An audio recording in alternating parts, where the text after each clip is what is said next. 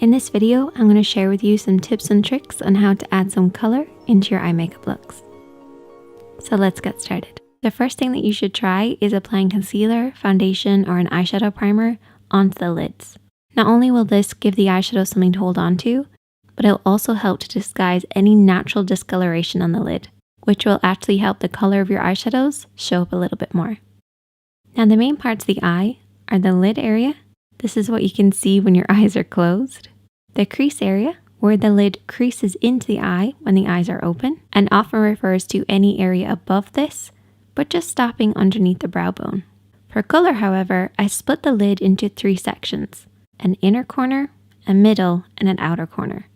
And we're going to be using a layering technique to make sure that all 3 areas are completely colored, but still have some light and depth. To create any eye makeup look, we typically use 3 eyeshadows: a shade lighter, a shade darker, and then a medium shade. However, for color, we use 4. The color that you're choosing, then 1 shade lighter than that, 1 shade darker than that, and then we have a mid-tone. Typically, the mid-tone is the hardest thing to find. My personal opinion is to go for a mid-tone that's very similar to the color that you're choosing, but just a little less saturated in color. Or alternatively, it can be a lighter version of your contour. To start off this look, I'm going to apply the mid-tone using a blending brush. Our mid-tone is a sheerer, unsaturated version of our color, or a lighter version of our contour shade. A mid-tone should be matte. And you want to apply this deep into the crease of the eye, and then very softly blend it upwards. And I like to keep my eyes slightly open and just look down in a mirror, working the brush over and back, and keeping a nice soft application and slowly building it up. This will add a soft fade for the color that we're going to apply onto the lids. Now I'm going to take a slightly smaller blending brush and use this to apply the color. Choose any color that you want to, and you want to really pack this onto the lids. But you don't have to use a lot to start with. You can always build this up to make sure you get the intensity that you want. Don't feel like you have to do the first layer completely perfect. It's a bit like applying nail polish. 2 or 3 coats is sometimes needed to make sure that color shows up. And you want to apply this really close to the lash line, working upwards then towards the crease area, covering the entire lid.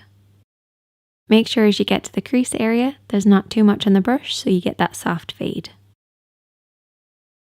Now taking a clean blending brush, I'm going to apply the contour shade on that outer corner.